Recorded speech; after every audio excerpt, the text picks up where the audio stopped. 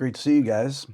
Good to see you. You guys grew up here. We're in Atlanta. You guys grew up out in Cobb County, is that right? We were in, Buckhead adjacent, I guess, when we were young. And then we moved to Charlotte from 74 to 76 or something, or 73 to 76. And then when we moved back, Mom and Dad made because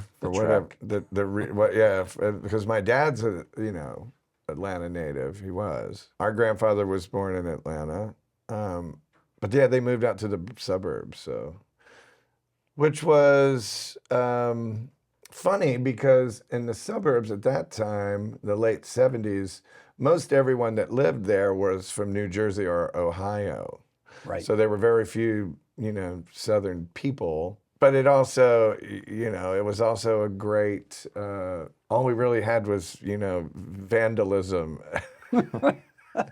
Which goes hand in hand with why we ended up being in a band, you know what I mean? It was like our little gang, but we took some of that angst of suburban angst and, turned it into something else. But it wasn't sprawling like it is now back then. I remember when Atlanta hit 1 million people in the metropolitan area.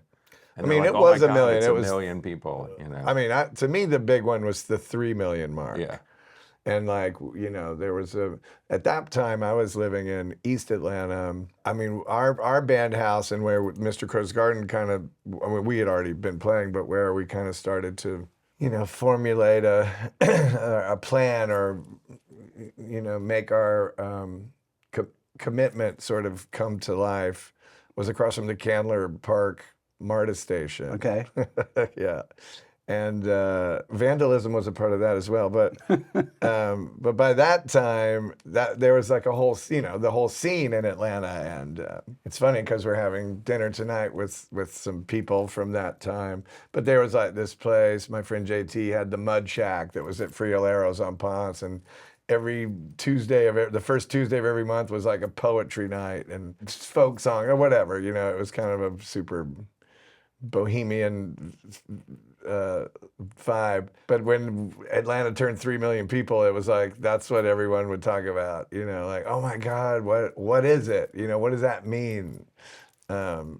Because you would drive on Peachtree and there's that apartment building called the Darlington and there's an Atlanta population now sign and it just kept going and going. Our grandmother and the lady that worked for her ran into that sign one time. Like literally ran into it. No, yeah, crashed into it when they were both far too old to be driving around. And so we were always like, the sign kept on ticking though, And so did our grandmother. I was driving with my son, he's 18, up Peachtree last weekend, and I said, yeah, you can't even imagine. I moved here in 94, and you can't even imagine. Even Peachtree in Midtown was just, the Cotton Club was there and things like that, but there was really not a lot of stuff. Now it's like you can't recognize that or No, they built that Federal Mint or whatever. Yeah. That neighborhood was, another one. Like our bass player, Ted, lived across from Andrew Kyler, who was in Arms Akimbo, and when they bought that was another big thing in our life. They were going to tear down all those houses. And so Andrew and Ted, I think, they were like, we're going to have a party like the Wreck the House party. Right. And like 4 bands were playing, kegs, and everyone's there. Because they were going to... demolition anyway. But what happened was like all the punk kids and skinhead, really violent kids came and actually started to tear the fucking place apart. It was like The Shining, axes through the walls. We're like playing, and some kid hit the axe in the kitchen and hit the gas, and a kid hit it with a lighter, and it was like a flamethrower shooting out into the woods, and the cops were coming, and people were, smashing out all the windows. And by the way, Ted and Andrew still lived there for like another month or something. And I just remember going, oh, wow, this is insane. But all the things, Atlanta, it can never go understated how important that time was for us, to be in the music scene of that time. And so many of the attitudes and so many of, it's still embedded in our philosophic, way that we either dealt with or destructively dealt with so many things that would come a few years later. But we, in all fairness, we weren't running around catching houses on fires. We were playing. I would say, we were all playing. the We were witness to a lot of really interesting, amazing things. You know what I mean? And that shaped us. You know, because Chris would be like, some of the stuff that would happen. I mean, it was nuts, and that's one of the things I remember that. And I mean, I was 15 or 16, maybe 15. I can't even remember. And I would always go around. Were 15, probably the first time we played 688. Yeah, I was 15. Yeah. So Rich would have to wait in the car. I was underage too, but I mean, believe it or not, somehow I charmed my way into the into the bar. But yeah, we would play, and there was a while where we would sound check, and then he would have to sit outside until the show. I mean, I'd go to the varsity if I was at the 688, but yeah, I had to sit somewhere else. Yeah. What were some of the other clubs that were around then? The White Dot, the Metroplex, the Dugout, which White was Dot, by the Celebrity Emory, Club. Celebrity Club. There were 2 celebrity That clubs. was the one on Ponce, right? Then it changed to like downtown. And the Point. The Point was That, that was maybe even a little later, but Margaritaville. Yeah, oh Margaritaville, God, that was the one gig that Kevin Kenny we were talking about. He was like, that was the one gig where like really like a Tuesday night at Margaritaville was like. But we all played it, you know what I mean? It'd be like, who's on the bill? Mr. Rose Garden and This Future. You know, remember that band? You know. There was a weird club I remember we played a couple of shows there that was in Little 5 Points next to that shop that we used to go to. Yeah, and it was in the back. It was just like a room. rectangular room with no dressing room, if I remember correctly. Of course like not. you had to wait in the parking lot. I don't remember what they called that place. That was a gig that we played, and then we would go to Athens and play the 40 Watt. Yeah. Rockfish and the Uptown Lounge. I noticed recently that about 54% of you who watch my channel regularly aren't actually subscribed. We put a lot of work into these interviews, song breakdowns, including the theory and craft behind the music we all love. If you find value in these conversations and want to help us keep making them at this level, please take a second to hit that subscribe button. It's a small thing that makes a massive difference in keeping this kind of independent, deep dive music content alive. Thank you. So how do you go from that to getting signed and like? We're still trying to figure that out. It wasn't because we practiced, I'll tell you that. George came. Well, when quickly when we started writing and recording, a friend of ours, this guy David Macias, who Chris met at the record bar at Linux. Mm-hmm. He was David, I don't know if you know David is now Macias. a big deal. He owns 30 Tigers. Yeah. But back then he was working and he was working at the record bar, and Chris said, "Yeah, we're in a band." He's like, "I'm a drummer." And so Chris like, "Really?" He's like, "I'll come try out." And we had a setup at my mom's house because we were living at home, and he was horrible. And he was like, "I can't. I'll be your manager." And so he set, and he was great at it. He set up our first recording session at some guy's basement in Atlanta. Yeah, I have no idea. And we recorded about 5 songs, and one of them was Umbrellas, and that kind of first run. And Dave sent it to A&M Records immediately. And it got to this guy named Aaron Jacobus, who was an A&R guy at A&M at the time. And he liked it and started flying out. And then he paid for us. He was like, "I want to send you guys up to do demos." I mean, I was still 15. This was within that first year. So yeah, we were wow. Like back then, it seemed like what did they call it? Like it was like a developmental development deal. Yeah. So they would, we worked with a guy in North Carolina named Steve Gronbach. Okay. Which we were excited about because he had made a Rain Parade record, and we loved the Rain Parade. But he did make their major label debut, Crashing Dream, which isn't really isn't the best one. No offense, Matt Pucci, I love you. But it was in Boone, South Carolina. North Carolina, and we stayed at the Davy Crockett Inn. You remember that? Oh, of course. But it's a big statue of Davy Crockett. Who has nothing to do with North Carolina, as far as I know. We pulled into it, and it was like, wow.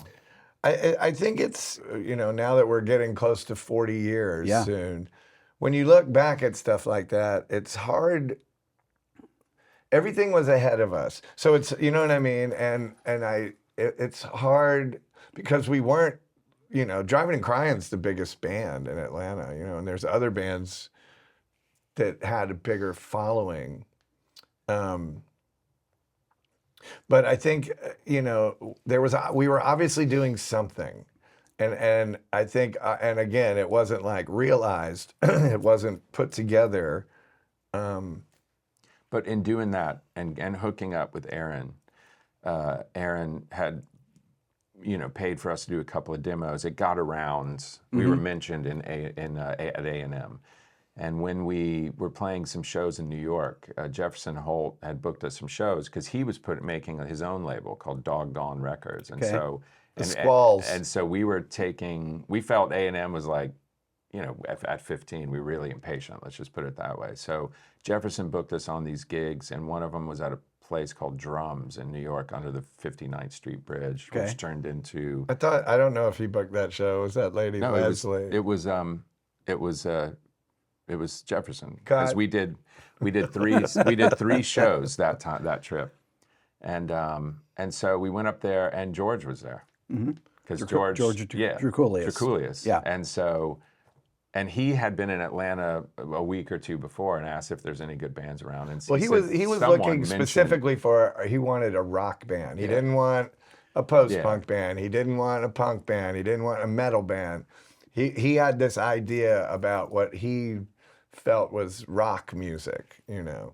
In the case of that, it just fortuitously sort of some kid at a random restaurant said "Oh, check out Mr. Crow's Garden. They're like a rock band." Even though at the time we were still probably losing the jangle, sort of southern jangle scene or sound, and move, you know. But even during that, like we felt probably more close to like the Gun Club or something, a band that had like a kind of was a punk band, but you know, that had a roots element to it. Jeffrey Lee Pierce playing like his, like whatever idea of blues in that context appealed to us because of our upbringing with our dad being a folk singer and the records that Mom and Dad had, you know, and we had a lot of records for the average family, I think. I mean, 200, 300 records probably. It's just one of those things. We weren't great writers, we weren't great performers, we weren't. But there's also a certain thing about that era is that we didn't learn the hits of the day, and we weren't learning Led Zeppelin covers, and we weren't learning Van Halen. We didn't care about.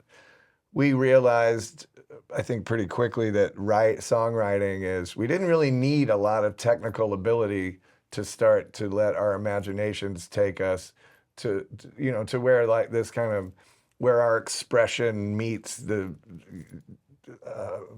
tools in a way. And we were the local band other local bands, they would work on their set, you know, and they'd have their set down, and that's what they do. And if he played something I liked at soundcheck, I'd be like, just play that shit, you know, I'll make up something. And so we were hardly like career oriented. I mean, but then again, there's the other side of everyone wanted to be rock stars, but no one would ever admit it because it was a sellout fucking thing to do. Right. I don't know. They you know, they did a Miller Beer commercial. They suck. You know what I mean? Like the Del Fuegos or Long Riders or whatever. Again, not really realizing that, you know, $150,000 back then could have changed your. Oh yeah. What was happening with you and your band? But that thing of you didn't admit it, but you wanted it. You know what I mean? And I think. I mean, inevitably, that when, you know, we were part of the Atlanta musical scene, and that was our friends and our people. And then the second, really, once we make Shake Your Money Maker and start working with George, then we have the stink on us that we're doing something no one else is doing. Well, go back to when you said George was looking for a rock band. For context for people at that time period in the very late 80s. I mean, like Guns N' Roses is everything, Right, You at know, the like time. that's what's happening. Yes. That's changed. I mean, the other side of that is, and it's funny, it's LA stuff. Yeah. The other side of that, I guess, would be like Jane's. You know, like because we all were from James being more alternative sounding. exactly, yeah. But still a rock. Still thing. rock. Yeah. Yeah. And still a look. There's still like a image, a rock glam image, sort everything of like that. street, an art. Bizarre though. Bizarre. Yeah. I mean, but I mean, Perry Farrell. What a unbelievable frontman. Yes. Unlike anything you had ever seen at that time. Yes. You know what I mean, and dangerous too. Yeah. You know, it felt dangerous. But yeah, so that's what was happening on the West Coast, and that was what was burgeoning. And I think mean, that's everyone why in bands George at that time was looking for something like different. that. You know, Well, he was looking for something different. George wanted something rootsier, and he came to see us, and we played an Aerosmith song called "No More, No More." we played the Like Stooges. my favorite Aerosmith song. It's my favorite. And we Yeah. played Down in the Street by the Stooges and our songs. And George came back to the dressing room and he was like, "What's going on?" And like, cool covers you guys chose. He goes, "And your songs are cool. Like we could work on them." I'm and that's how we kind of met. And it's just funny because it's also at the same time like I had stayed away from singing a certain way just because being from here and the overwhelming influence of black music and the black culture that was around every aspect of living in Atlanta. And then shortly before this, before I find new wave theater and punk and post-punk and what we would call college music at the time, I was strictly only listening to V103, only listened to that radio station, only listened to like all the kind of late 70s, early 80s funk records and stuff. Mm-hmm. Besides, I mean, it also goes to, so we're rambling on, but I mean, Mother's Finest is a huge part of our, the way that we could see, oh, okay, Mother's Finest would come out and they say from Funk Rock, Georgia, and I'm like, yeah, we're from Funk Rock, Georgia. You have a multiracial band that's too funky for rock radio and too rock and roll for black radio. Right. But that appealed greatly to us, the rhythms, Baby Jean singing, Moses Mo, BB Queen, all of those guys. So that's kind of in the background. And then, but people are coming to me now at the shows and they're like, "Oh man, do you know Humble Pie?" And I'm like, "I know 30 Days in the Hole." Like, "You don't know what that is?" I'm like, "I know that one song. I don't know what they are." Uh-huh. But I go back, you go to fucking Wax and Facts and like, "Oh, okay, I'll take home Rockin' the Fillmore." And I'm like, "Wait a minute, you're hearing you're hearing something like that?" Or Terry Reid would come up a lot, or Rod Stewart, of course, Faces. the Faces. Well, Yeah. George comes to my apartment, and he brings to me in that time, Rod Stewart is "Tonight I'm yours, do anything, don't hurt me," and like Young Turks and Tonight's Tonight. They didn't play the Faces on 96 Rock, and so George came to your apartment. and he puts on Miss Judy's Farm, and then the second that guitar riff comes on and they go, "Wah, wah, woo," I'm like, oh my God, all these things come together. The lyric is there's a nod to Bob Dylan, who is a hero of ours from when we were kids, young kids. There's funk and blues, but it comes in this rock and roll thing, and no one looked cooler except Keith Richards. Right. You know what I mean? We don't know the Rolling Stones either, except, our idea of the Rolling Stones was, the stuff from Some Girls On, kind of. But we're obsessed with Graham Parsons and obsessed with the Flying Burrito Brothers. And I'm like, oh, okay, so I get into X on Main Street through the back door because of my fascination with GP. But then all this stuff kind of starts to come together. Wow. And then I hear Exile on Main Street, and we get into that, and I'm like, wow, Graham's idea of cosmic American music really meant a lot, like, oh, here's a guy who sees it. Here's a guy who is brave enough, and he's also a Southern character who can see that the South isn't one thing, obviously. you know. Of course, later you're like, oh, I didn't know about Charlie Rich or something, but, you know, Charlie Rich, a guy who's playing American cosmic music before Graham Parsons ever comes up with it. There's lots of music like that. So it was just eye-opening, and it was about digging deep, you know, and finding the things that really connected, and like, oh wait, what do you mean? And to us, it was kind of punk, because, I mean, dude, we're hanging out at Fellini's in Little Five Points. That's where all the bands hung out and everyone worked. And I remember the day I like sewed an AC/DC patch on my jean jacket and went in there. People were like, "What the fuck is that, dude?" I'm like, I love AC/DC. But there were other signposts. We were just in Austin to start the tour, and we were with our dear friend Charlie Sexton, and we were talking about Alejandro Escovedo and Javier, you know, and Alejandro's in the Nuns and Javier's in the Zeros and all this punk stuff. But then they have this band called the True Believers. And we played with the True Believers a few times. And I would say, again, sorry to everyone, the True Believers, their records, they made really one record and it wasn't great. But live, they were fucking great. And they'd have leather pants and they looked cool. And other people didn't care about how they looked like that. That was a big signpost for us. Like, oh, yeah, that's rock and roll.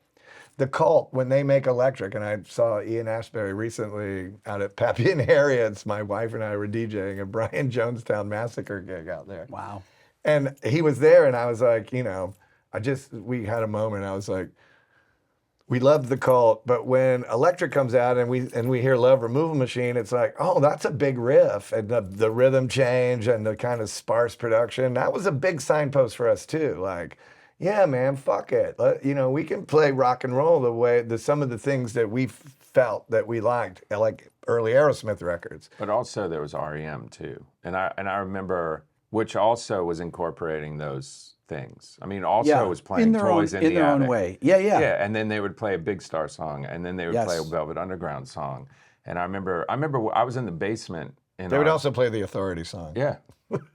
I remember being in Mom and Dad's basement and listening to 96 Rock, oddly enough, and Radio Free Europe came on. And it was just something that, it hit me. There was just something about that sound and a representation of the South that had never been, that I'd never seen. It was always like gospel, or it was, you know, the Outlaws or Skinner or whatever. But REM had this beautiful South kind of view that was artistic, Southern and Gothic. it was Southern Gothic. Yeah. There was a beauty to it that, and something that I just gravitated towards immediately, you know. And then also what was happening on the West Coast with the Paisley Underground, with the Rain, like we were talking about, the Rain Parade, the Long Riders, Dream Syndicate, you know, the 3 O'Clock, and they were kind of touching on these specific 60s rock bands that really kind of fueled where we went as well. You know what I mean?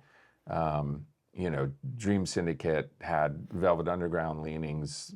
Long Riders had Buffalo Springfield kind of, you know, salt poured on top. And then you had the 3 O'Clock, which are like a pop, you know, Baroque, the easy beats or Baroque hoedowner. Well, they had a Baroque, almost sunshine pop 60s psych thing.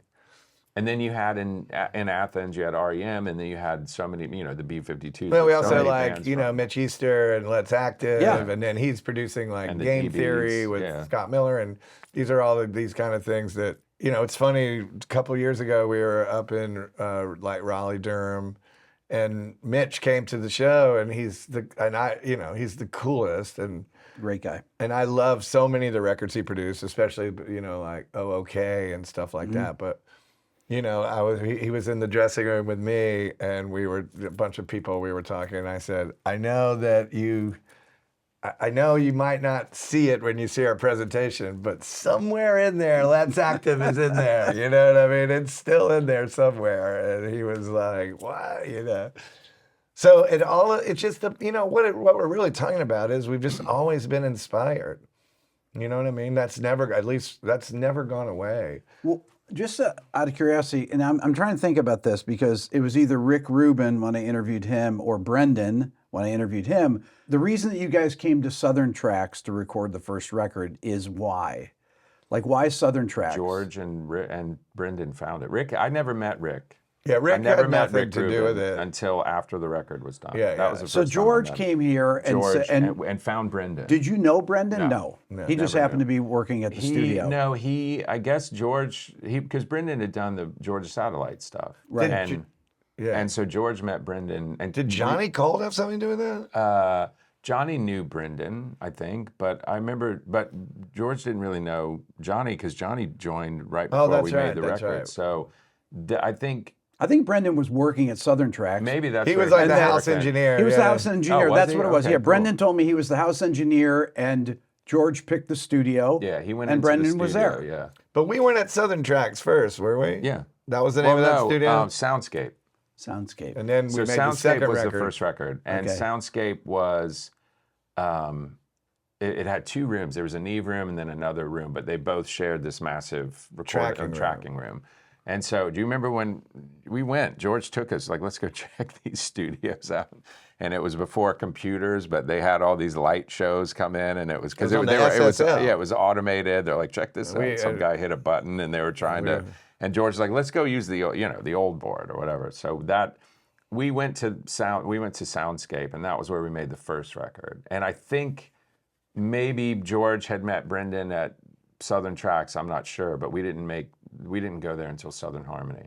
And so we went in and we were like, yeah, this is cool, Soundscape. But I guess that's how he met Brendan. And I remember there was a lot of fun going around of like Hot Atlanta Needs a Cold One because Brendan I saw Brendan at Jerry Cantrell's 60th birthday the other day, and I was like, Hot Atlanta, cold beer. Hot Atlanta Needs a Cold One. Him and Rick Richards. I mean, you have to remember too, it could never be overstated.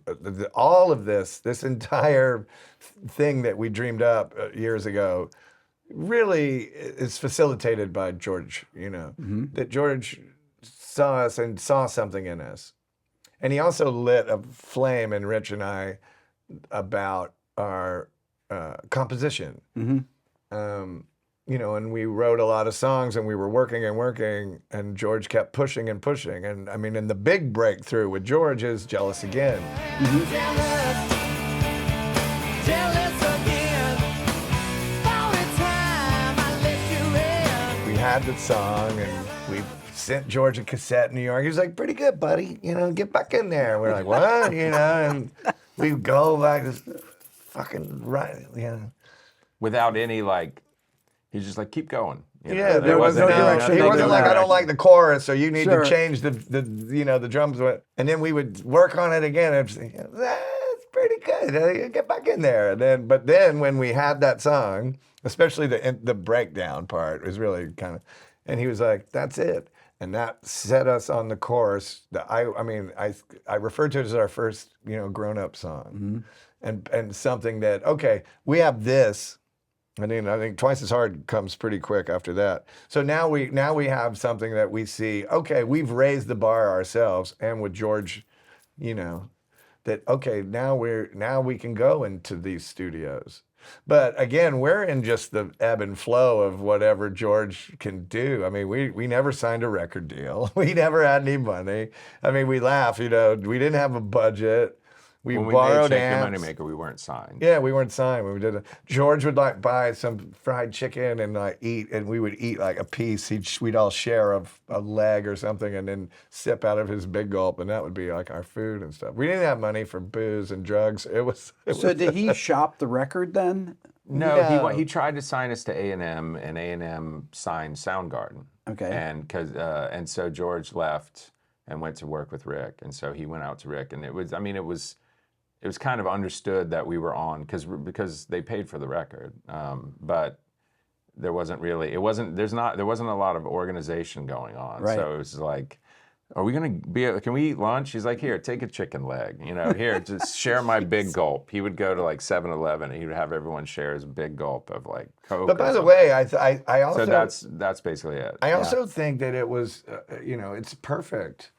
You know what I mean? The expectations were. We were left to our own devices, though. You know what I mean? Yeah. And we were doing something at the time that was very unique. You know what I mean? And he allowed us to to find our own way. Because that's the first time you're, I'm in a real studio singing. I've never did that. I don't know what I'm doing. We don't know what we're doing. We can say, I like that on this record. I like this guitar sound, That's a big thing, I think, in people's careers. Whether your career didn't last as long as you thought it was or subsequently having a very long career. The first things are really important. The first things are the most vivid. It's funny, my wife is, she's obsessed with, like, if you walk past a bunch of teenagers sitting on the ground in front of a vintage store smoking and talking, that's like, look at them, they're in the wild. But there's something about when you're young, and even though you were still a teenager, but you weren't sitting on the sidewalk smoking, but everything is so alive, you know what I mean? And that kind of vibrant energy and these things that are new and they're happening when you're, just trying to process all this stuff as you move into whatever adulthood looks like. For us, it was maybe not the same as like the college graduate. I mean, the first record blew up. It was massively big. Now, what's that adjustment like? And then how does that affect going into Southern Harmony? And how do you follow up the first record with? To me, it was like climbing Mount Everest in a weird way. The whole group. I mean, we played the Cotton Club. Mm-hmm. We gave away free drinks, and 12 people showed up. Mm-hmm. And that was when we were talking to managers and stuff. And someone put on a showcase, and they showed up. And we're like, "There's 12 people here, but they saw something in us." And then 2 years later, we're in Moscow. Well, we had made the record by then. I mean, we were looking for managers. We were playing the Shake Your Moneymaker album, and no one was there. But 2 years later, we're playing in Moscow in front of 1 million people with AC/DC, and that's a short. I mean, it was maybe even 18 months. I mean, that's a short climb. We did a couple of club tours opening for Junkyard, and then this band called MSG. And then it was Aerosmith, and then it was Robert Plant, and then it was Heart, and then it was ZZ Top. Then we're headlining theaters on our own, and it was just like this meteoric rise. And the one cool thing about and so it was unexpected. No one thought in a million years that would happen. We were a roots rock band that was on a subsidiary of Geffen. You know what I mean? That was more of like a metal label, and just from Atlanta and all the components of what was going on in the music industry didn't really point to this is going to be a success. But we had great songs, and we had that authenticity of those songs. We also, again, it's something that goes back to starting out. There's just something also about us that like I've said it a million times. I mean, I think one of the great dilemmas of where we are today with a lot of music is everyone is a good singer. Everyone sings all the right notes. Everyone took vocal lessons. Everyone is nice. Everyone is clean. Everyone's parents are so supportive. I said this recently, I saw some comment was like, well, I mean, and I said, you missed the point. The point, our parents gave us instruments too, to keep us from committing petty crimes in the suburbs. Right. It wasn't like, and we were like, we're going to be in a band. My parents are like, good. Who gives a shit? You guys here's one thing. Me, they're like, what do you think? You're not, and the other funny thing is, during all this time, we have outside influences convincing us that we should take these kind of chances. But everyone in our lives is like, you're not going to go to college? You're an idiot. You'll never make it. You'll never.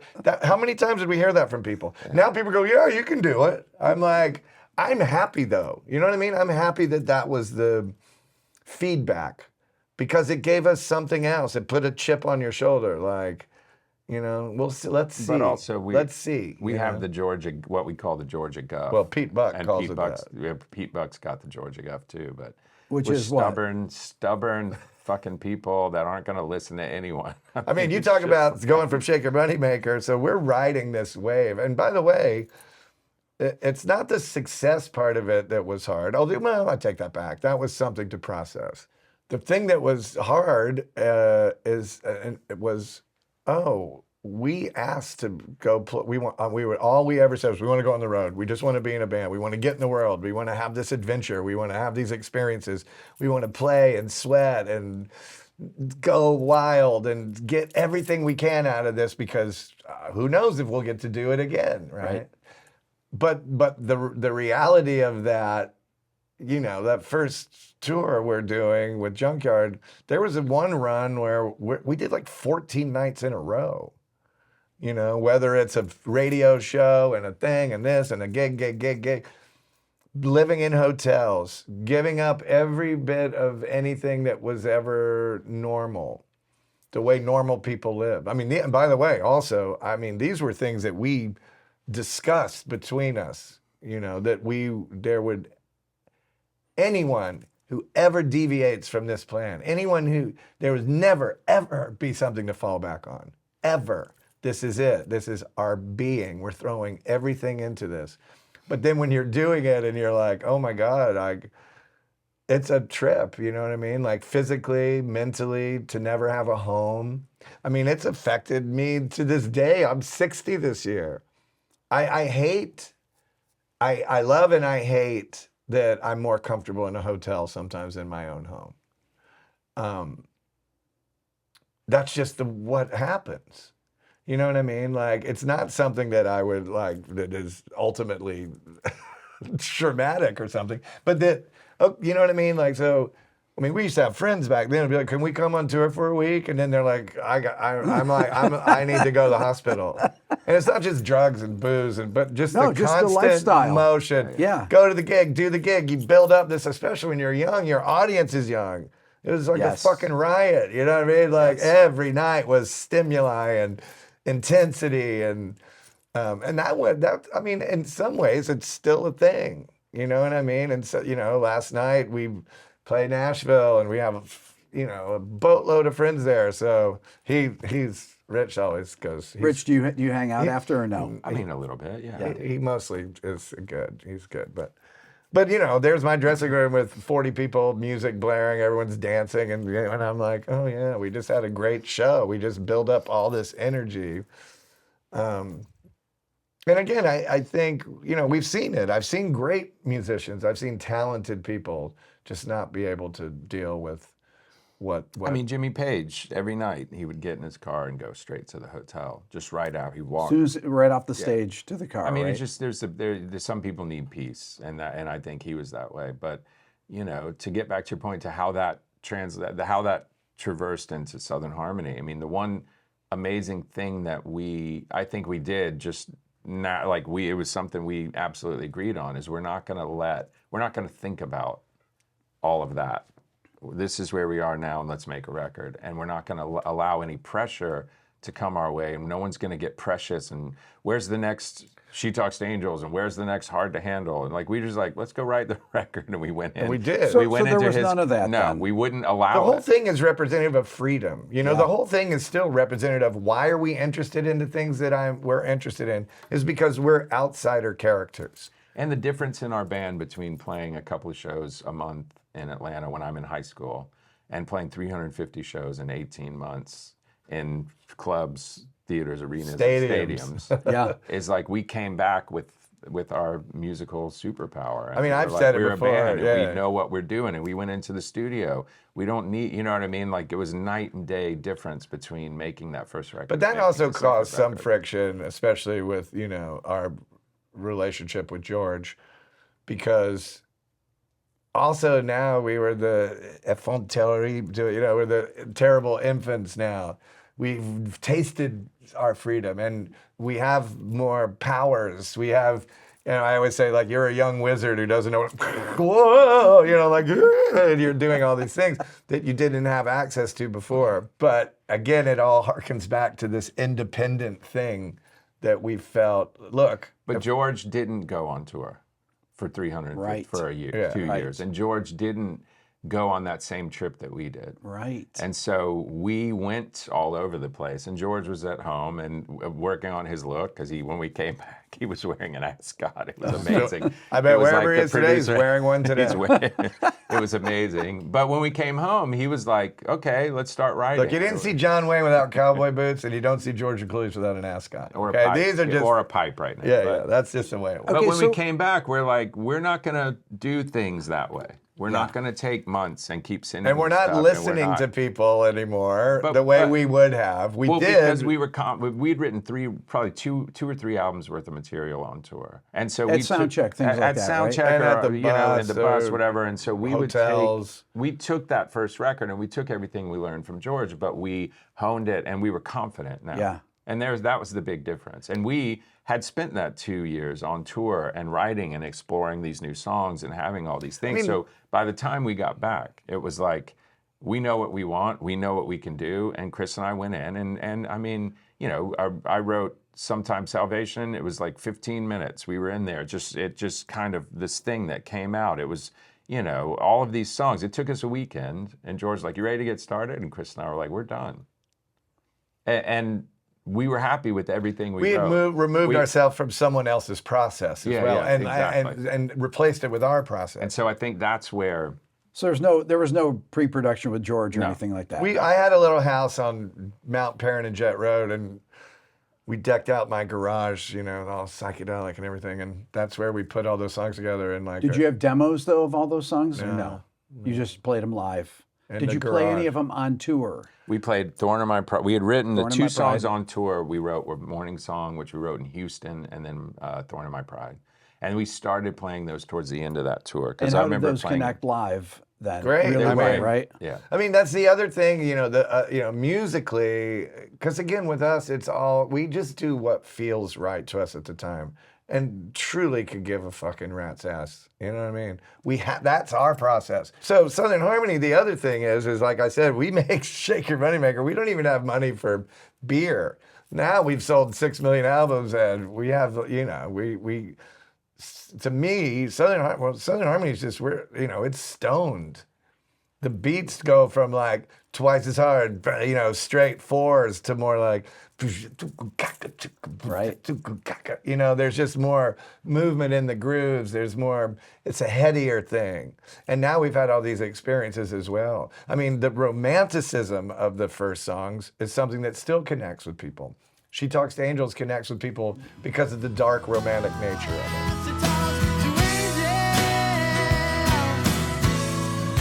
And blessings.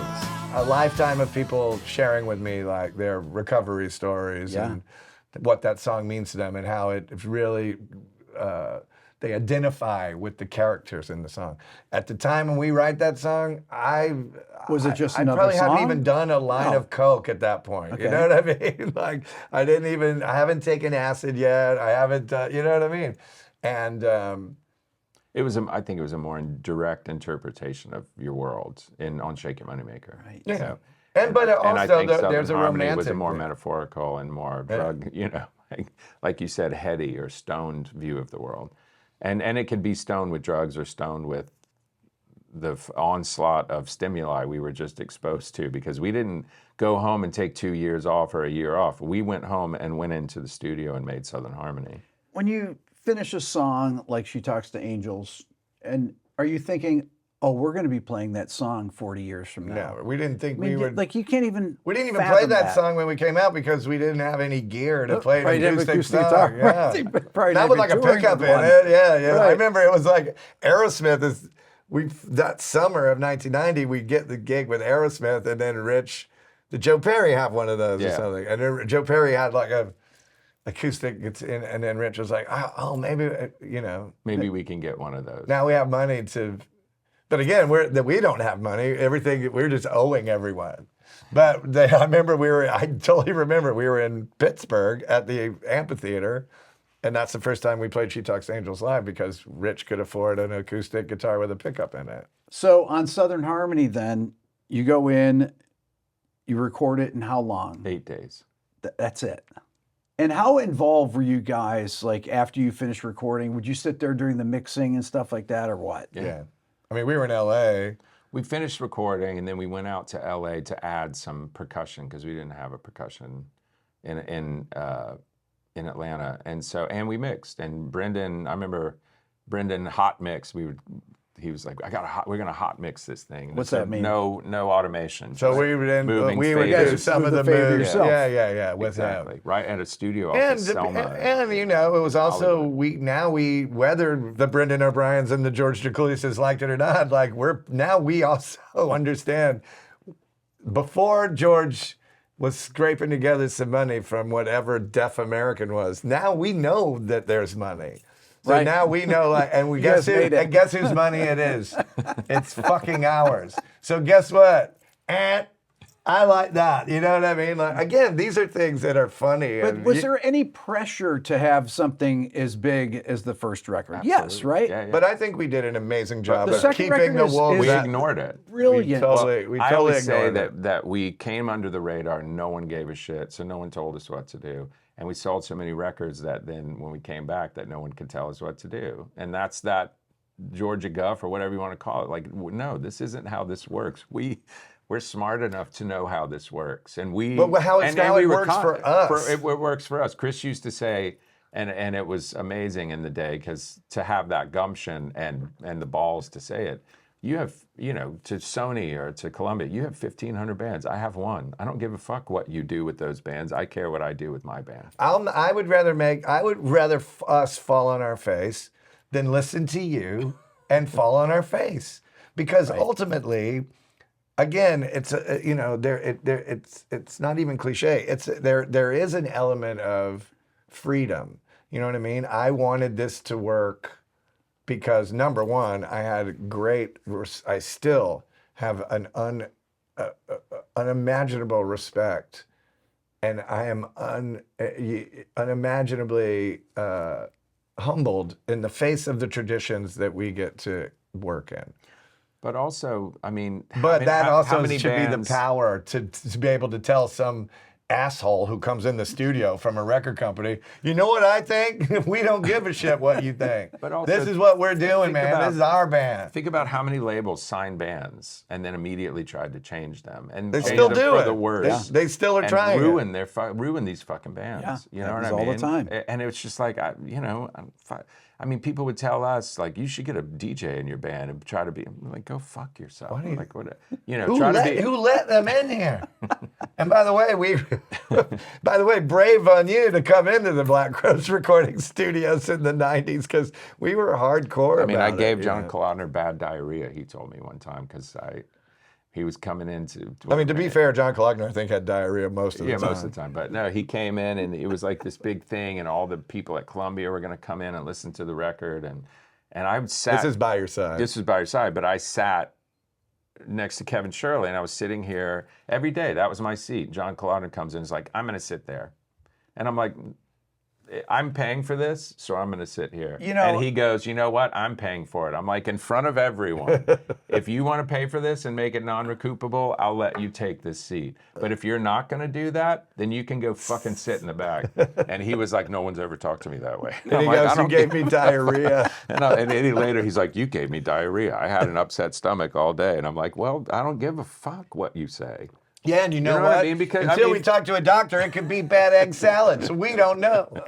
But that kind of wrapped up that ego and that shit. I'm like, dude, I don't, you know what I mean? Like, who the fuck are you? I mean, I was signing to Columbia, and I would see these kids. All the execs had cars driving around Manhattan waiting for them so they could call them at a moment. It was before Uber, and the bands are like standing there with their guitars and their amps on the side of the stage, having to get a cab. And I'm like, I just remember seeing that, just thinking, there's something so wrong with this, and it was what was wrong with the whole industry as a whole, which we saw early on. Okay, but characters like John Ladner don't exist in the music business anymore. Mm-mm. Is that a good or bad thing? It's a great thing. Okay. I think it's both. I mean, I think there's gatekeeping. I'm far more revolutionary. There's gatekeeping that in the day can become like everything that can become too much. But then there's also a fucking free for all, which is too much. Yeah. You flood. Everyone's like, the internet's going to be the ultimate. All the chains will be broken. Well, what happens when you flood the fucking internet with 7 or 10 million bands? How do you sift through 100,000 that? songs a day. Yeah, how do you sift through that? And so then you have to go back to marketing, and then you have to go back to these things. And instead of it being marketing at the hands of certain people that may be in control, but maybe in the day they had more of a clue, it's now in the hands of people that are on Instagram, like trying to live this sort of showbiz life without being in showbiz or understanding what showbiz is or maybe what it is. And so then certain things rise, but what unfortunately it does, I think a lot of times, is muddy the waters.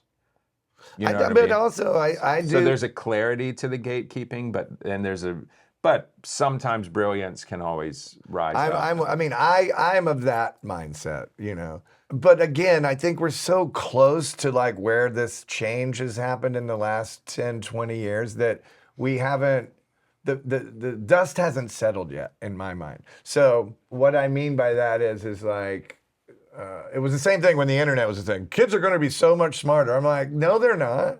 Either because you have access to all this information. What does that mean? This kid's still just going to look at like bikini pictures, and this kid's going to, you know what I mean? It's not like they're like, oh, I never thought about Weimar Republic. I never thought about German Expressionism, but now I'm going to look it up and get into.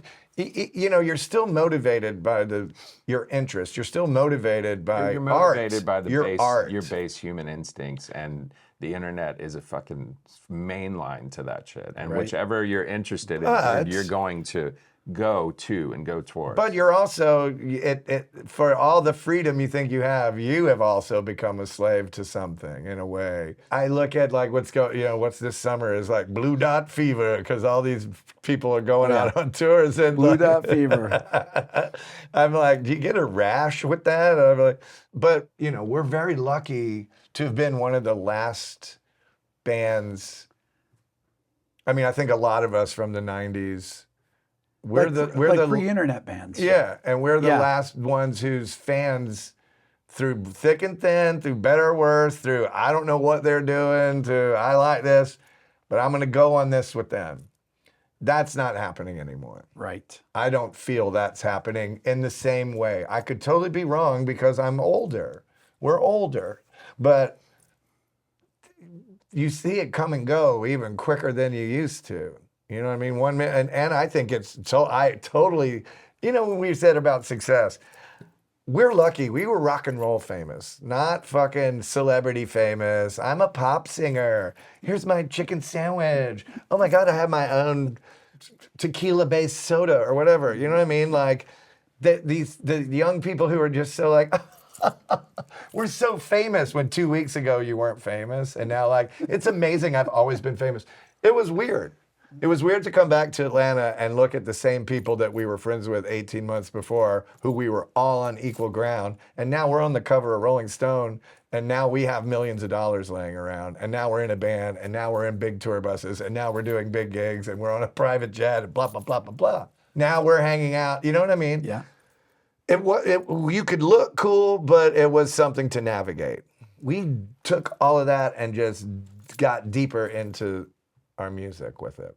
The third record, Jack Joseph Puig produced, is that right? Was that Mork? Was the third record? Mm-hmm. What was the difference between working with George and Jack, who I know, and Jack was our engineer. He was we were you guys friends co-produced with Jack. Yeah. Well, we had also were good friends with the Jellyfish. Jellyfish guys, and yes. so we had hit a brick wall with some of the making a record before we made Amorica, and. I remember we were with Andy Sturmer, and he was like, you guys, you know, we loved those Jellyfish records. And Spilt Milk is one of the most beautiful sounding records. Amazing sounding record. Great songs, great. Yeah. But the sonic. Sound.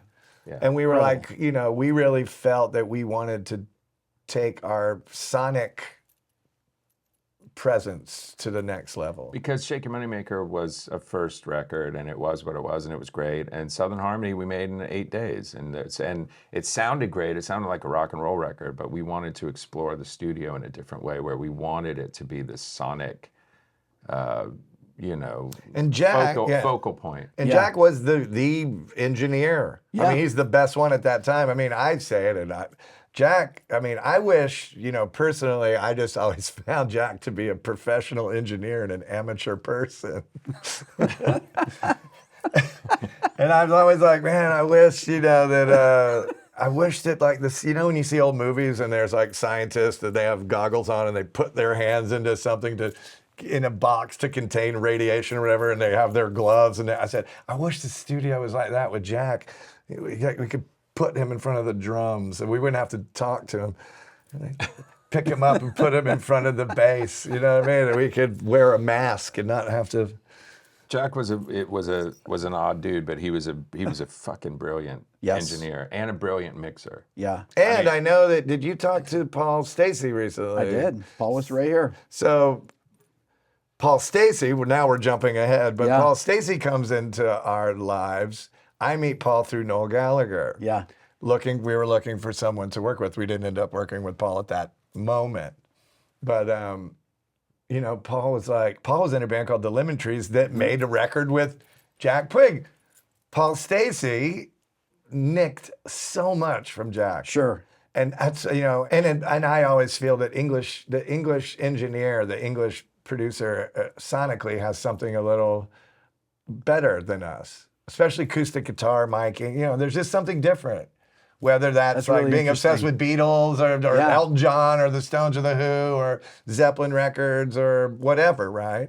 There's just a certain sonic, I think, place that the English engineer inhabits that's different. But it's funny because that's another connection besides Paul and I being like horrible people around each other. It's funny. The first time I met Jack, it was at Ocean Way, and I said, "You used to work with Glyn Johns?" He said, "Yeah." And I said, "On those Jellyfish records, how did you mic the drums?" He goes, "I mic'd them like Glyn Johns." And I said, "Well, how did you do it?"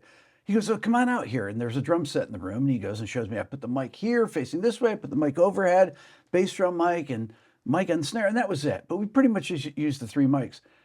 And then I interviewed Glyn Johns, and I asked Glyn. He said, "Yes, that's right." But that right there, even Jack was learning it from Glyn Johns. Of course. Right? It's the English, that English sound. And by the way, these aren't, I'm taking a course, and I'm going to an engineer school. This is getting in there. Apprenticing. Yeah, under a apprenticing. master. That's right. And being able to take something that you're inspired by in we're talking about technical things, which I'm surprised I'm still awake. I like it. That's good. But that you can take something like that, and then it's the same with playing guitar. You know what I mean? Yeah, going Fucking to Eric Berkeley Clapton, Jimmy or, Page, Jeff Beck, and Eddie Van Halen could all play a G chord, but none of them sound the same. Okay, so I want to dispel some things here. A lot of people think that, the musicians don't really know what's going on in the studio or something. That when you make records, you guys are professional. It's like you're session players. You know what a mix should sound like, where the bass should sit, and things like that. If the groove feels right. Right. And Chris, you know what your voice sounds good through. You know how to sing into a microphone. Yeah, and the everything. cheapest shit works for me the best. Okay, what do you like to sing through? Well, the SM57. Okay. Every record is Would you pretty hold it, or would you have it on a stand? It's on a stand. Yeah. Yeah. People have tried to put fancy mics in front of me, and I'm like, dude, I'm not Celine Dion, Okay, and Rich, last time I heard you guys play live, you were playing. My buddy Dave Natal was he was doing front of house, and you had a couple Voxes. I want to say AC30s. I had a blues breaker, a 16.8 blues breaker, and a Vox AC30. How has your rig setup changed over? I'm going to bore Chris for a second here. Hold on a minute. Take a nap here. How has your rig changed over the years? It's gotten smaller. Yeah. I mean, what did you play? What did you play on the first? By the way, first thank few God this tours? isn't a deposition because we would lose. Really? I'm kidding. Look at the old footage of me I playing. know, I had I know. 3 stacks on stage, Yeah. and 2 of the 3 of them were going all fucking Okay. 16 speakers. I'm just Okay, kidding. so- It has gotten smaller. And so now I'm playing out of 4 speakers and 2 amps now. That's what I'm down to. Yeah, I was there at sound check, and Dave's like, "Check this out." He put it down. I mean, the front of house was 200 feet away, and he pulled it down, and it You're was listening to what he's saying. and it was just it was Now I'm interested. okay. So then my thing is like, I said to Dave, it's like, how does Chris sing with that blaring there? And Dave's like, I don't know, it's probably hitting him in the legs or something like that, you know. But I mean, you know, it's also like you come see us and we don't have in-ear monitors. Right. You know what I mean? We don't fuck around Why? with that because it doesn't feel good. it's not rock and roll. It doesn't feel good. It doesn't It feel doesn't sound good. or feel good. I need to feel it, you know? But again, the plight of the guitar player. Yeah. Oh, Because it's my always, God. it's always Oh, the my same. God. Joe Perry's heard it his whole life. I've heard it my whole life. And I get it. You And should have I- seen Joe's face like when I was on tour with Joe last year, and everyone like walks past his amp, and Brad Whitford's in that group Sure. too, and Brad's fucking loud too. Yeah. But Joe's over there, rah, rah, and everyone's going, Jesus, and I go, my Rich is louder. And Joe goes like, are you fucking kidding? I'm like, a little bit. But if you don't turn the amps up, they don't sound good. No. And we're, Period. Full stop. That's just the way it 100%. is. Make sure you understand when I say this, whatever bands have to do the only thing in life that we have any control over is our presentation. The minute you walk on stage, we can deal with that. The minute you walk off stage, you're just another humanoid monkey person just trying to get through the day without, like, you know, poisoning yourself or getting hit with a rock or whatever. So if you use these new things, personally, You're talking like modeling things. All Yeah. that kind of yeah, stuff. I can't fathom what I could never do it. I also don't like to see singers they're always fucking with they're always turning. I'm like, either turn it up or turn it up all the way. What are you doing? Great singers. They're fucking, I'm like, I don't fuck with it. And I don't listen to the monitors. I do for reference. You can barely hear them. What I'm listening This is to from is the house, where my right? voice is projecting into the audience. You know what I mean? In the Yeah. studio, it's different, of Yeah. course. You know? Yeah. And I've done different projects where I'm not in the Black Crowes. I have to sing in a certain style, but I don't like that. I don't think a stage should be I don't want and I think you feel the same way. We're not in a studio. Right. I didn't get it. You know who should be perfect? Architects and like heart surgeons, not us. I love the idea that a Black Crow, it's like why I love the fucking Rolling Stones. They're always like, whoa, whoa, whoa. Oh, there it is. And I've always said when we're at our best, when it's like an old cartoon where there's like a rat and a donkey fighting on top of a train, and the train goes around the curve and it goes, whoa, and then it coats back over. Like that whoa, whoa, whoa part is what we're looking for. It has to be. It's holding on for dear life. Yeah. And then it works. When it works. When you worked with Kevin, what was that like? What is his process? How does his process differ from any of the other, like from Paul, for example? I mean, Rich could know more because, to be honest, that's the Do you least. do you just come in and just That's sing the or least what? amount of. I mean, of course, we wrote the songs. Sure. But that's the least amount of producing or being a part of that record. I wasn't That really particular record. Yeah. Kevin, he's direct. He's just like, but so am I. You know what I mean? So Yeah. it kind of, it worked in that sense, you know what I mean? And I would say, and what I like about Kevin is there was a live element to how he wanted to work, almost like Yeah. Brendan in that sense, where it's just like, put a fucking mic on it and just Yeah. do it. And I like that. And with Jack, we love Jack, but when we started Amorica, we spent do? 2 days, I 2 love what days on Jack the did. hi-hat sound? Or Oh, what? no, on the kick drum Bass sound. drum, On yeah. the kick drum sound. For that For a record. song that didn't even wind up on the record. And it was amazing, but like at some point you're like There is a dude, reason why those jellyfish, why spilled Yeah. milk sounds so good, though. It is. But see, the thing- but it kills. It can Kills the kill vibe. The vibe. But and they're a kills pop band. creativity.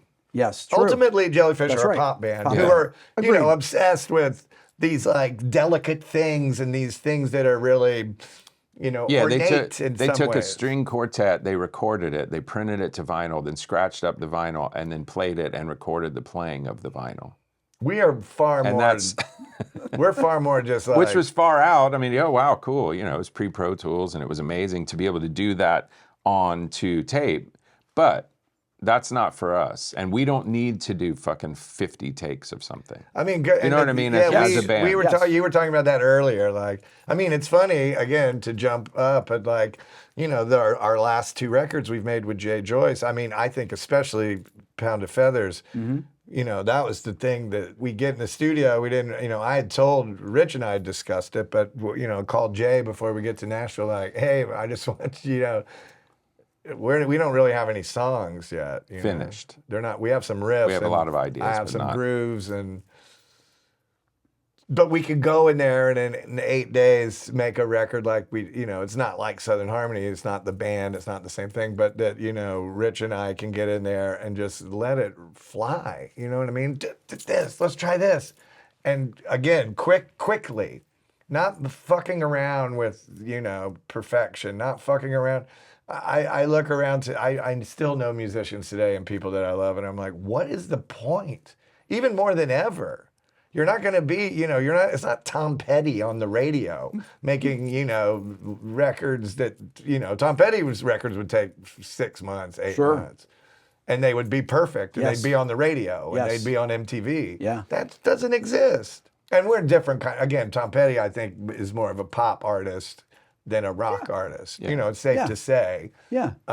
He wrote some massive pop songs. Great, of course. I mean, I'm not, has nothing to, has nothing. That's I'm not saying anything about Tom Petty. No, it's not a derogatory. I'm just saying, like, but when I look at that fit perfectly with the way the music business worked. I mean, the one thing I'm happy that we freed ourselves from was this fucking cartel of you're at Ocean Way for 6 months. You're paying drum guy $1 million for the drums. This guy, this guy. It was a fucking racket. It was a total racket. And they kept you in there and the overtime and the fucking shit. That's right. And that shit used because I like it. It's either happening or it's not happening. You know what I mean? Like and that's how you. But the racket that you're talking about is the amount of money that bands would spend making records. Really, it was a lot of times it's like the producer managers were pushing this stuff to get the producers to use this rental guy, use this. I was always convinced they were all getting kickbacks and everything. Of course they were. Yeah. And you know, it's like the insurance companies Yes. and medical industry. And by the way, it's funny when you think it's a fine line because you want it to be good and now, you know, you want to trust people. Yeah. I mean, I think, you know, I think our greatest gift and our greatest weakness is just that. He and I you know, it's funny because our dad, you know, had a run in the music business. I mean, he also didn't want us to do this because he's like, it's full of fucking scumbags. Right. And, you know, that takes, you know, you don't want to look at everyone that way. You know what I mean? You want to find kindred spirit. You want to find people who love music. You know what I mean? Because really, at the end of the day, that's what this whole fucking thing is. Like, we love music. We see, and for us, right or wrong, naive, cynical, it doesn't matter. We have part of the guff, part of us being fucking the way we are, it is like not to. Plagiarize the Bengals, but there's an eternal flame in a way. And it was our duty that's our part of the fire, that flame. We're not letting it go out. It's not going to be extinguished because of other people's apathy, because of other people's lack of imagination, or especially because other people have an agenda. We were not, even when we were kids, we weren't dumb enough not to realize this is about making money. If you make someone a lot of money, they want you to keep making them a lot of money. And it doesn't matter what the art is, you know. But it's also funny because I've met lots of young kids in bands and older bands who think they're in the music. I'm like, you're not really in the music business until you're making the music business money. Right. Again, it's just a thing. It's all beautiful. It's all the thing, but you be careful sometimes. The way those contracts worked in the day, we were making 10% of everything. You need to explain this to people about how little artists made of the money back then. Well, for instance, we sold like 17 to 20 million albums with Rick, Yeah. And each record kind of generated $10 of money. Yeah. It's $200 million. Yeah. We got 10% of that, and we didn't get paid on 15% of our record sales for, quote, marketing and by the way, when Rich says damage. we, we're talking about The whole band. when he says we, we're talking about managers and agents and lawyers too. Yeah. And so And accountants. So we didn't get paid on 3 million albums because of marketing and breakage. And, Videos. And I was like, oh, wow. So Breakage we gave on the away 3 CDs. million albums for marketing and breakage. They didn't Yeah. pay us on that. Yeah. And so That's all leftover stuff 3 from the million mob. records, man. Exactly. Yeah, that's the So fucking, we weren't paid on 3 million albums, and we got paid 1/10 of what they generated. Yeah. So I mean, roughly. I mean, these are rough How long numbers. did it take you guys to realize? Like, how far into your career did it take you to Pretty realize early on this? for me, because I just counted. Yeah. I'm just like, do the math. All right, why is this guy making this much, and we're I was getting fine this? as long as I could buy however many records and books as I wanted. But it was the way. I mean, it was what everyone did. It's just what It everyone. wasn't. Yeah. It wasn't like particularly cruel to us. Yeah, No. it wasn't. It's just, that was the mode. That was the music business. But right? when we were kids, I mean, and this is another thing, you know, we made that record, we got a record deal offer. It was after we made the record, and like we've tried to find an attorney, and we found this guy in Atlanta, and he was like, well, this is the best you're going to get, so just sign it. Yeah. So we signed it, and we didn't know. Because by the way, back then you didn't have an option to DIY. And there was right. no what are other you going option. to do? You want They to? controlled all the distribution. What do you wanna do? And so we didn't fully understand, and we signed it. And 2 years later, after selling about 6 million albums, Rick forgot to pick up the option to pick us up on the second record. And our manager's like, he forgot to pick up the option. I'm going to go back to him in good faith and ask if he'll renegotiate. And if he doesn't, then we'll fucking leave. And so he went back multiple times, and that's what happened. And he renegotiated. And Rick wouldn't renegotiate. So then we were like, all right, we're free agents. And Rick was like, they panicked. And they made everything retroactive, and we got a great deal, and it worked out. But it was a great deal for the standard of what was happening at that time. Yeah, it wasn't like It's not like revolutionary artist. It wasn't like we owned Yeah. our masters and had this and all this stuff. It was like a bad Business people scene. love to pat themselves on the back for shit that really didn't happen. Like, there's never been a time where the artist actually is taken care of. Right. And the artist even by the way, 50-50. You know what I mean? Like Right. even like, hey, we're in this together. Yeah. Yeah. No, it's like if you're lucky if you get 10%, fuck yourself and split it with all your people, and I'll keep this pie over here. And that's what. By the way, it should be added on, if we had to do it over again, we would fucking sign the record deal. Because it was either that or, like, trust me, call Danny Beard at Wax Effects. I couldn't get a gig there. He was like, you're unemployable. So, like, you know what I mean? What was I going to do? We had to take our chance. And luckily, because of the nature of the strangeness of this is the shit about show business. You never know, and it's still fucked up. I mean, yeah, and when you're kids, you trust people. You trust an attorney. You're like, all right, I guess. I mean, we didn't have a manager. Right. We didn't. It was just us and George was our guy, and so. But also, George didn't say sign a shitty deal. But George was also like, if you don't sign it, the record's not coming out. Right. And and we don't have $70,000 to pay for it. Yeah. Back then. When I interview artists that started around, in the 1990s and then it continued through to when the internet came about. Now, obviously, the internet was around, the early beginnings of it. Yeah.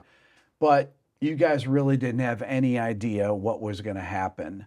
What was your first notion of what the internet was going to do to the business? Did you even think about it? It was really when Live at the Greek came out with Jimmy Page, and the reason it was that way is because that's when Napster was invented, and we had done some it was deal. like 99, right? Yeah, we had done a deal. I don't know if it was invented then, but that's when it was a big topic. And we were going to release that record on the internet only release with some company called like Music Maker or something. Mm-hmm.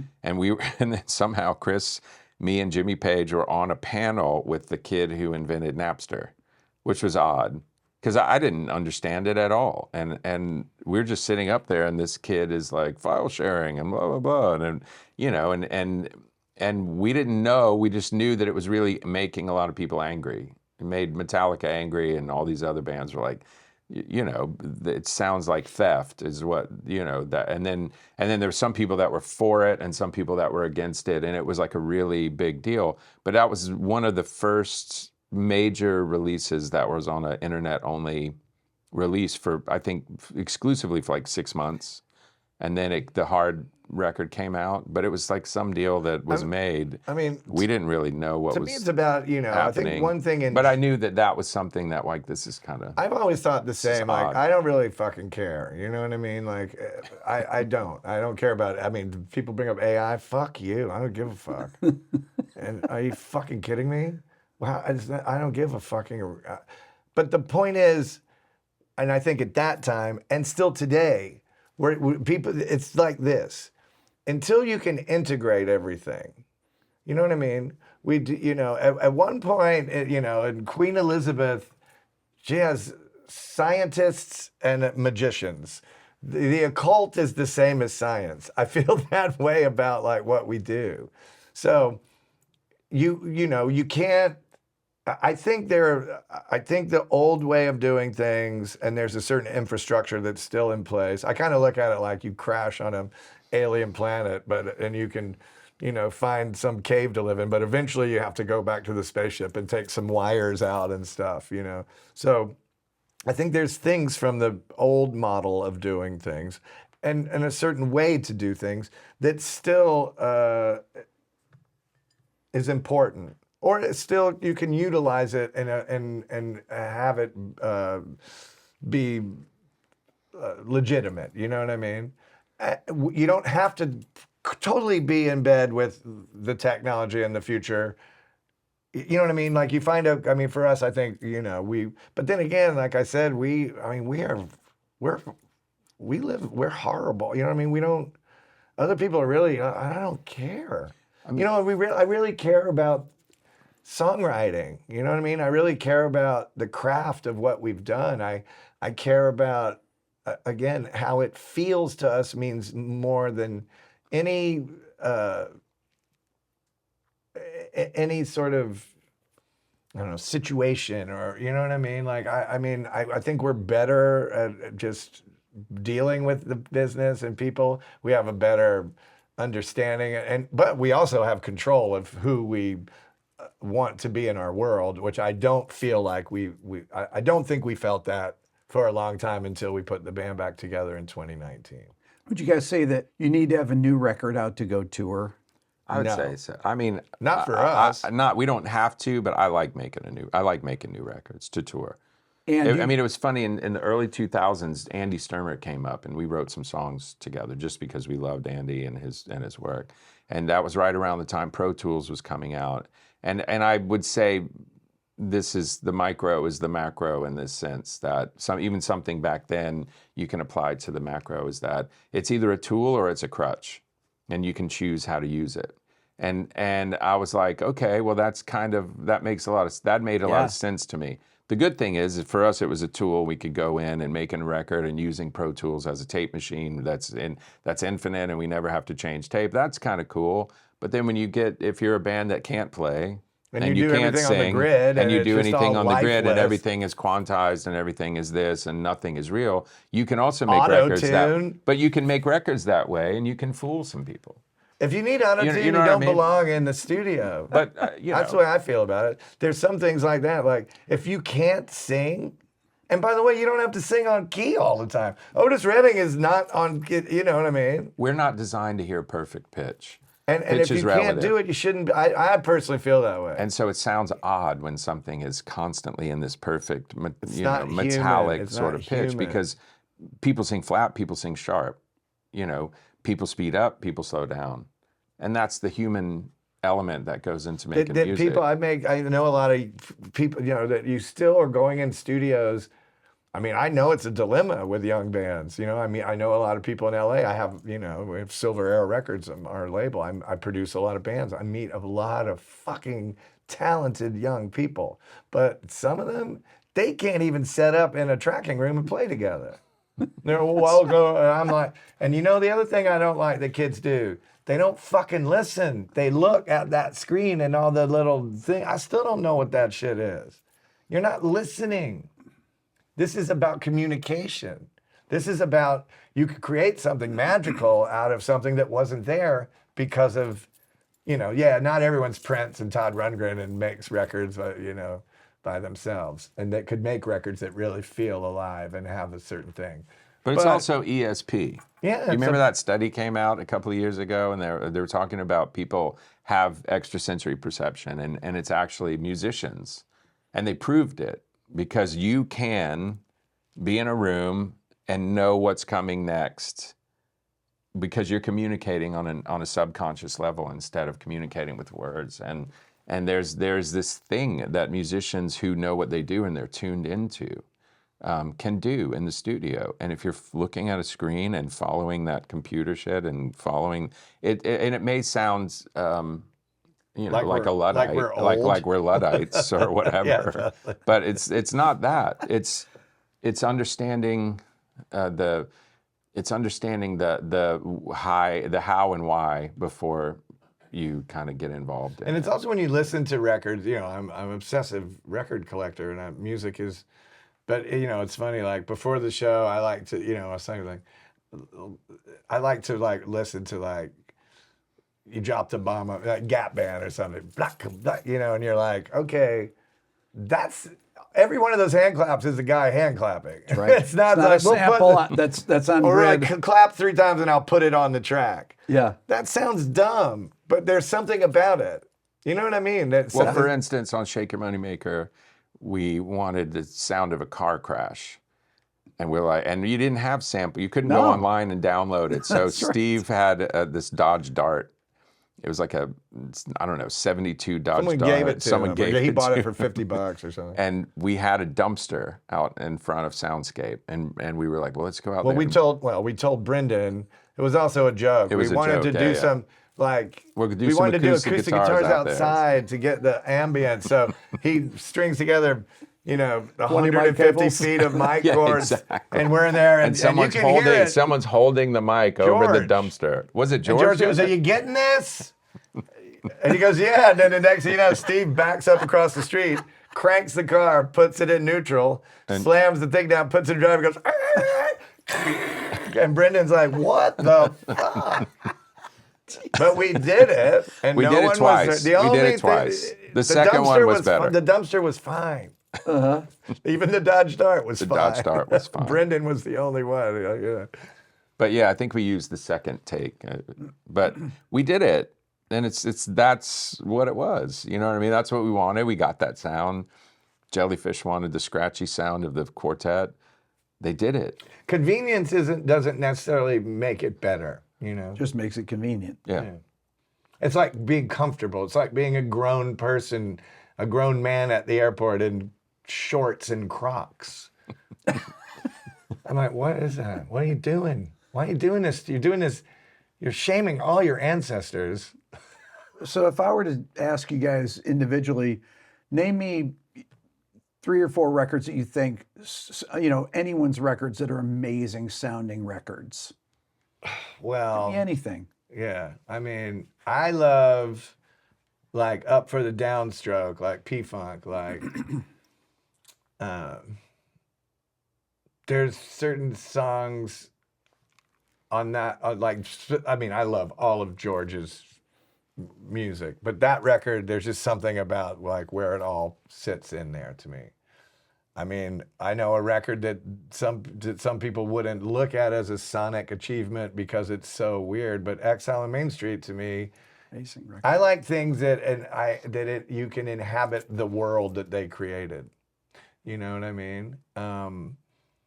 But in the same respect, I mean, the first, you know, the neat, like the first Damn record, like there's something about the guitars and like what Rat Scabies is doing on records like that too, that to me are, or I mean, you could even say in my mind, you know, Velvet Underground, as dirty and dissident and Distorted. distorted as it is, that's a world I want. You know what I mean? So my thing, you know, I mean, a lot of people would probably say, you know, Royal Scam or something, you know, which is Great sounding record. amazing. Yeah. I'm looking for other, you know what I mean? My parameters are in other things. So Yeah. you will have a different take on Yeah, something. I mean, I would say like Fire and Water. Mm-hmm.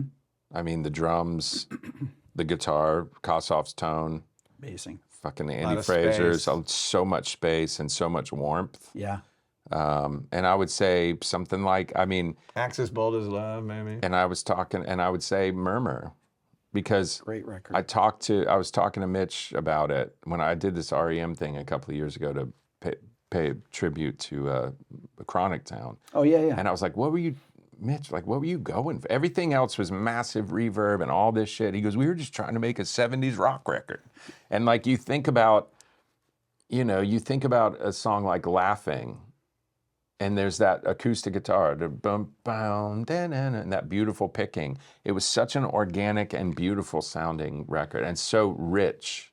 It was a rich sounding album. And so, I mean, I wouldn't put it up with the Steely Dan record from like some sort of technical sonic beautiful thing, but that record, from the feeling and the way it sounded, was that way to me. And I would say, you know, in a weird way, again, like a Nick Drake record, you know, like Pink Moon, the way those Listened to that the guitars other sound, night, and it sounds. We were playing it in the control room yesterday or the day before, and his voice sounds like it's in front of the speakers. Yeah. It's not just coming out of the speakers. It's like he's right there in the room. It's like, how did they get? and the balance of recorded his in the- acoustic guitar, is amazing. it's unbelievable. And have you ever heard his mom sing? No. His mom, they sound just alike. And his mom played piano like he plays guitar. Wow. It's because they were like someone his sister had released some audio of his mom sitting around singing like these songs, and she sounds just like him. And the way that she plays has the same movement in the way that he plays guitar. I have to throw Zuma in there. And I think I could, you know, the other record that is, to me, is the so beautiful world captured on a microphone is Madcap Laughs, Syd Barrett. I mean, it's not a lot going on, but everything, there's a lot going on. everything on it is perfect. Everything is something. The first time I put the needle down on that record, I was still at Mom and Dad's house. Dave Macias gave me that record. I was forever invested in the world that recording encompasses. Forever. Okay, so you guys worked with Jimmy Page. You guys been friends with him forever. What's the best Led Zeppelin record? I like Physical Graffiti. I would have to say the same. I mean, you know. What do you think's Jimmy's favorite? All of them. From start to finish, yeah. I mean, I do have a real sweet spot for Presence, too. It's a cold record. Yes. There's a coldness about it, Yeah. you know, that I like. But, I mean, Physical Graffiti is just a masterpiece. Do you go back and listen to those records ever? Yeah. All the time, yeah. Yeah. And what's the latest thing that you've listened to? The What's the latest? What have new you listened to in groups? the last couple of groups? I mean, doesn't have to be new, but I love this group from Bogota, Colombia called the Meridian Brothers. Okay. And I like all of their records. I mean, I love these records. And I love Tim Priestley and White Fence. The new White Fence record came out. I really, really have always thought in that garage psych, speaking of Syd Barrett, that garage psych sort of world, I think he has the songs as well as like the vibes. So that would be two things that I really like. I mean, new stuff. I really like Ty Segall. I think he's really talented. yeah. But I've been having a thing. There's a song on the new record called Doomsday Doggerel. And at first I was uncomfortable with it because it's not like something I would write, but I was totally channeling Ricky Wilson from the B-52s because he's such a fucking interesting guitar player. Yeah. His guitar playing, his tone, the way he approaches writing, those parts, they're unbelievable. Did you guys know the B-52s back then or not? No. I mean, they got successful and then moved to New York. Yeah. But we had met them now 26 years ago. Yeah, when we did the Kennedy Center honors. And they were on, and we rode on the train with them down down from DC. New York, and then spent the weekend. And Fred is just, I say it all the time, if you don't love the B-52s, you just don't have a heart or a soul. You know what I mean? And I get it. Their band has had a long career too, but I mean, they give me so much joy. And being from Georgia, you know what I mean? They were on the national stage where it's like Pylon, if you have to really, Pylon's another one, of like, when we DJ, my wife and I DJ all the time, or when I DJ and you play a Pylon song and people haven't heard it, they all run over to like the DJ desk. They're like, what is that? And my 26-year-old, who's in a band called the Sunday Mourners, and they're actually in the UK right now, and they're doing their first UK tour. They had sold out shows. They're gonna probably sign with Rough Trade. I mean, they're doing really well. He sends me stuff all the time. The other day, he sent me a Violent Femme song, and I was like, from the first record, and I hadn't listened to it in I don't know how many years, and I was like, fuck, man, that was amazing. You know what I mean? Like, wow, like just listen to that stuff. Yeah. I remember listening to the bass, how interesting that was with the bass playing, and I was fucking killing it. And I was like, wow, what an amazing thing to remember, you know what I mean? And he's like getting into it now and sent it to me. But he sends me a ton of stuff that I love. Okay, so what's your favorite song to play live? What's your favorite song to sing? Black Crowes song. What is it? I mean, for me, for just the singing, it would be Seeing Things for the First Time, probably. Because it's just, I don't know. I can always, I can always find the emotional relationship with what I want to do vocally with that. And it's funny because when we were started, that was maybe one of the hardest songs for me to sing. And now it's just the one that I like. Yeah, it's, I don't know. I love getting into that. I like the story.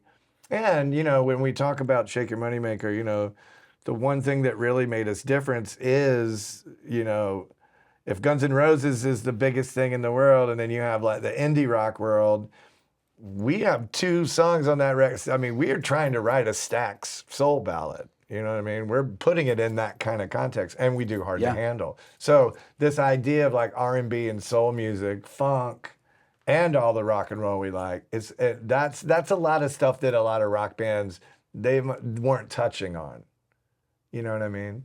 Blues, it's not about blues. I'm not talking about the basis of blues rock or whatever, because that's the basis of jazz. It's the basis of a lot of language, musical language. But that I always like when, we can kind of break it down and I can find that part of my singing, I mean, to me, I've always loved Thorn in My Pride. I mean, just from a song that I've never gotten sick of playing. You know what I mean? That song always works for me.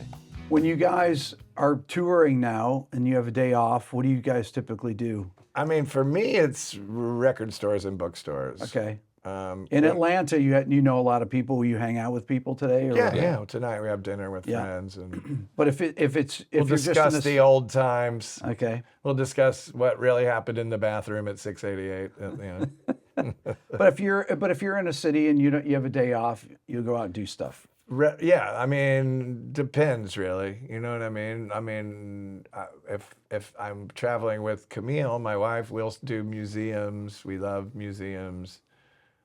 But it usually also revolves a lot around, like, what are we going to have for dinner? But record stores and bookstores for me, always. And you guys sleep late after you play at night, or what? I mean, I didn't get to bed till 4 last night. Yeah, I mean, my bus is a little more rowdy than his bus, I have a feeling. I mean, I didn't go to bed till 3, so I don't care. But we showed up at 6 a.m. So then we have to get off the bus and go in the hotel. And, so no one's getting much sleep, Does it burn you out after a while or what? I mean, I'm so used to it. It doesn't really burn me out too bad. Awesome. Guys, it's been really amazing. Yeah, thanks, man. It's so great. I appreciate it. Absolutely. Good to see you guys. Cheers. Yeah. Cheers. Thank you.